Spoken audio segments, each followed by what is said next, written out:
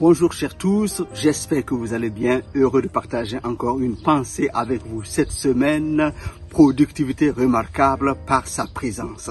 Je ne suis pas un coach de vie, je ne vous parle pas de placement financier, mais c'est toujours avec joie que je vous partage la pensée de la parole de Dieu. Dans l'ancienne alliance, l'arche de l'Éternel représentait toujours la présence de Dieu. Mais plusieurs exemples nous montrent que on peut avoir l'arche de l'Éternel, mais sans qu'il y ait une présence évidente de Dieu. Or, ce n'est pas la volonté de Dieu ainsi.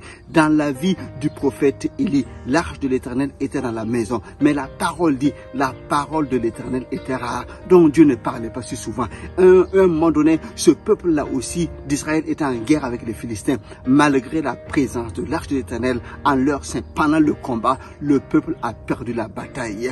Et l'arche a été amenée par les Philistins dans leur pays. Mais curieusement, quand l'arche de l'Éternel est arrivée dans le pays des Philistins, il y a eu la mort, il y a eu la désolation et beaucoup d'ulcères ont frappé le peuple avec des hémorroïdes. Le peuple a été contraint donc de ramener l'arche de l'Éternel en Israël.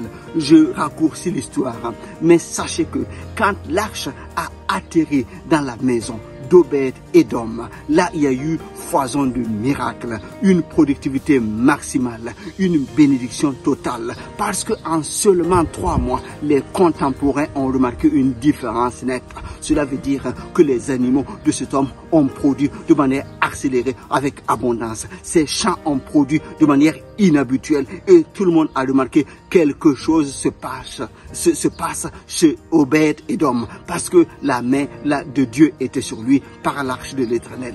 Donc cela nous enseigne tous que la présence de Dieu fait la différence. Je viens donc t'encourager. Je ne te parle pas d'une présence qui ne fait rien. Non, je ne te parle pas d'une religion ou bien d'habitude religieuse. Je te parle d'une prise de conscience de la présence de Dieu et que tu chéris dans ton cœur, que tu accueilles et que tu acceptes visiblement qu'elle agisse dans ta vie et que cette présence-là, comme une semence, donne de la vie, que cette présence-là, comme une puissance, te protège, que cette présence-là te donne de vivre des choses exceptionnelles. Cela est possible.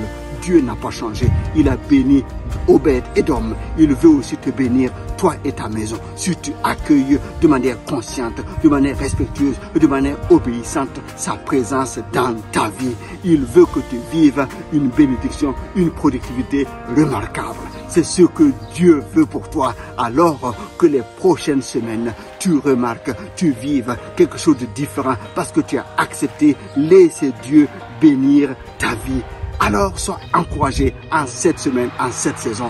À très bientôt. Reste connecté et partage. On est ensemble.